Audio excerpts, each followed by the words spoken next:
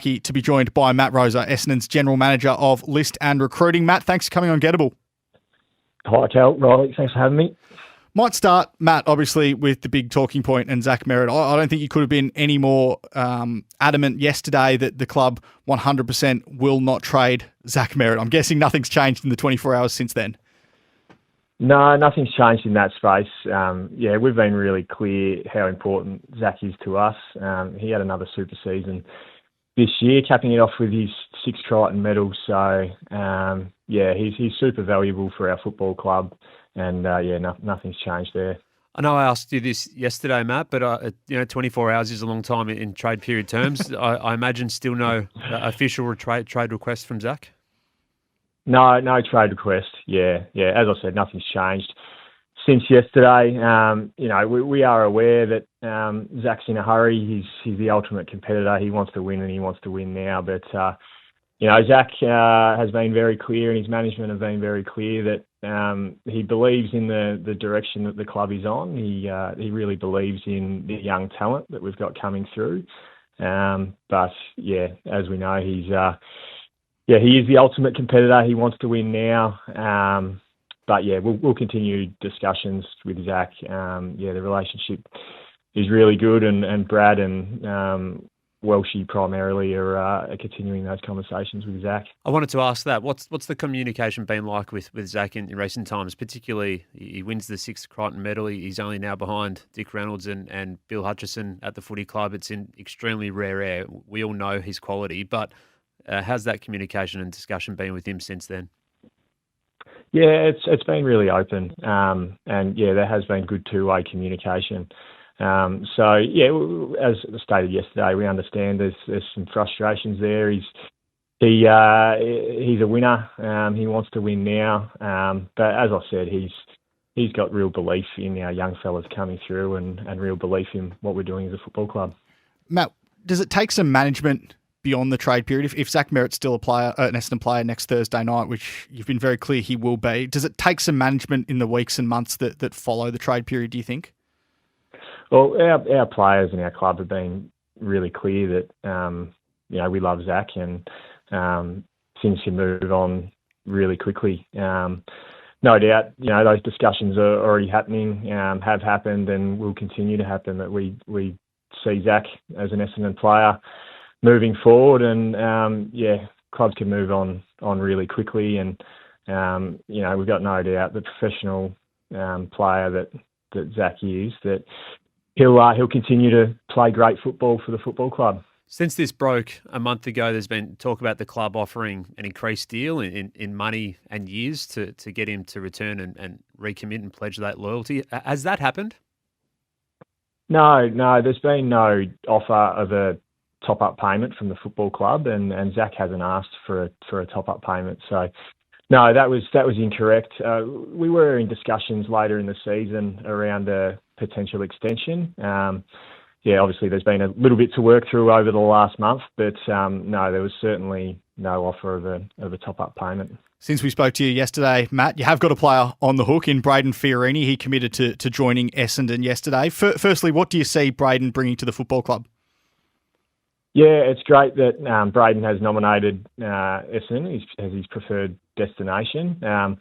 Really, when we looked at Brayden, we saw a clear role there for him on the wing. It was a role-specific target that we were after. But it's a total package with Brayden. He's got great leadership qualities, high-end character, and high footy IQ. So, it's exciting that he's nominated us, and now we'll work with Gold Coast to facilitate a fair trade. So it will be a trade, given you don't want to dilute the free agency compensation from Sam Draper. How have the initial discussions with the Suns gone? Yeah, it will need to be a trade. We'll hopefully catch up with Gold Coast over the next couple of days and work through that one. Hopefully it's pretty straightforward, and we can settle that one quickly. You know him pretty well, Matt. Your teammates of a former time back in your end of your career at the Suns. Yeah. No, we did spend some time together. No, he's a ripper, as I said. The total package that you get with Brayden in terms of his on-field, off-field, and it was really great to see him, grab that opportunity on the wing this year with the Suns. And yeah, we see him in that clear role, and his ability to get up and back. He's turned himself into a high-end runner as well. So yeah, there's no doubt he'll complement our mix. So you lost Sam Draper, and Nick Bryan's obviously recovering from that ACL, which he suffered in the early part of last season. Are you comfortable with the Ruck Stocks, or is that still somewhere that you might look to grab someone who can come in and fill a role for the short term? We are comfortable. Yeah, we thought Nick started the year really well, and yeah, we're bullish he'll be back in the early stages of next season. We brought Lockie Blackiston in through the mid-season draft. Unfortunately, with our injuries, Lockie had to go play as a key back, which it was great to see how well he adapted to that role.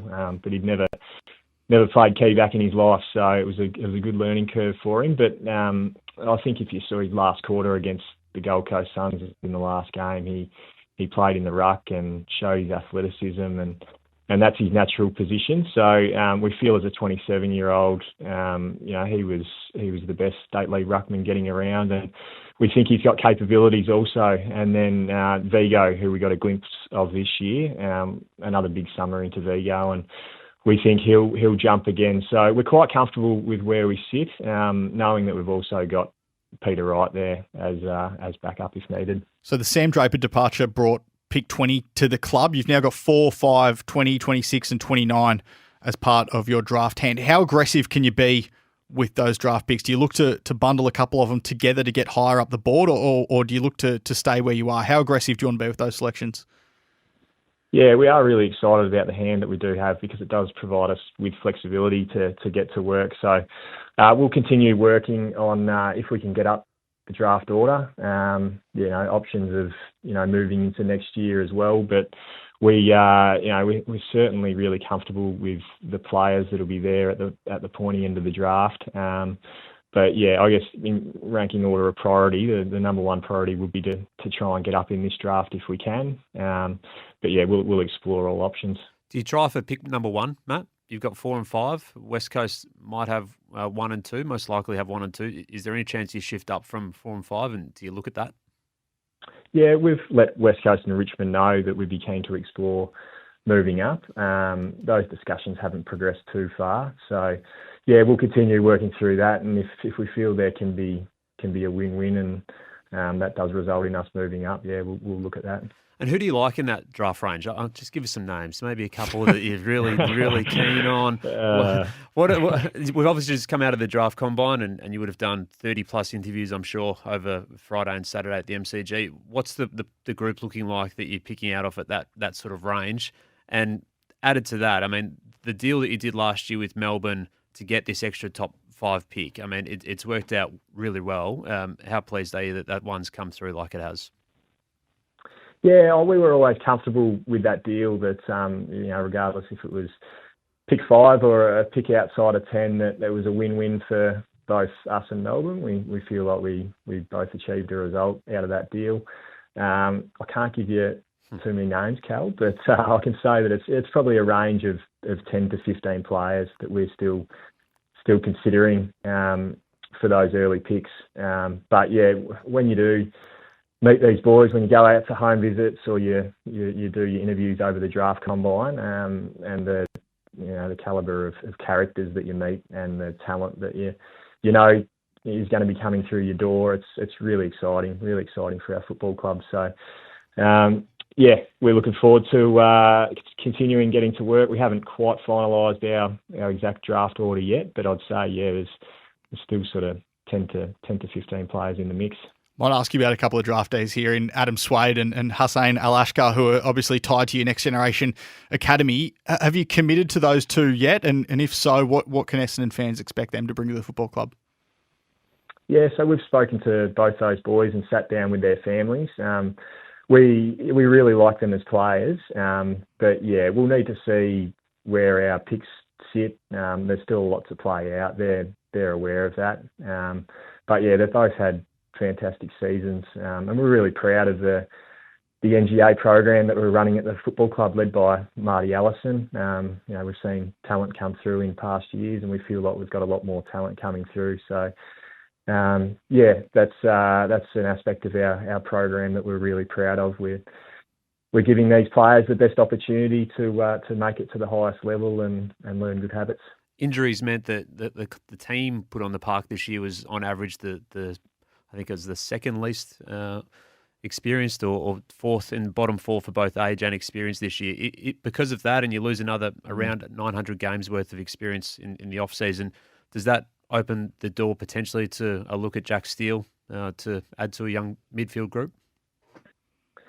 Yeah, we'll stay open to exploring all avenues. I think, with this year, the starting 23 that we rolled out were quite young, but we've got real confidence in our core group.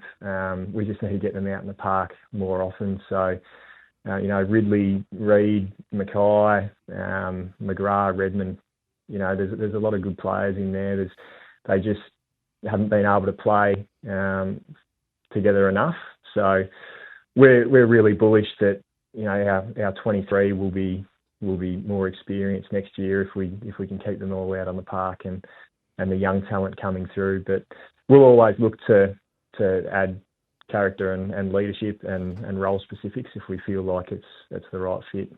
I know you were asked about this yesterday in terms of a move for Zane Duursma and the potential interest there. Is the chapter closed on that one? Is that not an option for you anymore? North Melbourne seemed pretty determined to hold him yesterday. Yeah, it looks unlikely. As I stated yesterday, we do like his talent, but we understand, they've invested a lot in him, and he's under contract. So, no, we don't expect anything to happen there. But naturally, with the connection to our football club with Xavier, there's been a bit of noise around that. But no, we expect him to be at North Melbourne. You got a few players still waiting on deals. Ben Hobbs, Will Setterfield, Luaman Lual among them. Are they just a wait for beyond the trade period to see if they'll be recontracted for next season? Yeah, they are, and that's the unfortunate nature of this time of year, that there are a few boys on hold. So we'll just need to work through where it sits for us from a list spots point of view. As I've stated, we'll continue to work through what we do with our picks, whether we compress them or if an opportunity does come up to put something into next year. So there's still lots to play out, but unfortunately, those boys are still on hold at this stage. How aggressive can you be as a footy club in the next 12 months, Matt? We've spoken on Gettable about the rising interest in Zach Bailey across the competition and Essendon being a part of that as well. From a salary cap point of view, as part of the list cycle, how aggressive do you want to be in terms of bringing in and attracting really good players? Yeah, we're always looking to bring in high-end talent, and Zach, he fits into that. But we obviously keen to hit the draft again this year. We'll still stay open to young talent if they're A grade, and keep our options open. But we feel like we've had our last couple of drafts have been really good. We're really excited to attack this one as well. But there's no doubt we'll be aggressive, moving forward as well with bringing in that high end talent. So we'll continue getting to work, and we feel like with the young talent we're gathering on our list, and our strong core staying out on the park a lot more, that will become an attractive place to be. We'll let you go in a second, and we appreciate your time. How much is Tasmania's entrance shaping that approach as well, in terms of getting in before they arrive and take all the draft picks? Yeah. Well, there's no doubt that the drafts will be compromised moving forward. So it is good timing, to get some young talent through the door. But we're always looking ahead to to how it might look in a couple of years, and how compromised it might be. So we'll do a lot of planning on that now that we've got a line of sight of exactly how it'll look. But we feel it is a good time to get talent through the door. All right, we get a lot of questions, and this is the last one, Matt, but we had a lot of questions about Koby Bewick. Mostly from Cal himself. The rules have been somewhat described, somewhat not, in terms of the vagueness around what it's going to look like in 2 years and even next year. But are you comfortable with no draft lockout, that you're going to be able to manage the situation in a couple of seasons to be able to get Koby to the club? Yeah, well, there's still plenty to play out with Koby, given he's still a couple of years away. But he is a talent. We really like him. So Yeah, we're aware that we've got some good players coming through as part of our NGA or father-son program. Yeah, there's still plenty of work to be done and still a lot to play out to see exactly where he sits in a couple of years' time. Well, Matt, there's going to be a big 9 days ahead for the football club. Thanks for sparing some time on Gettable today, and good luck across the next week and a half.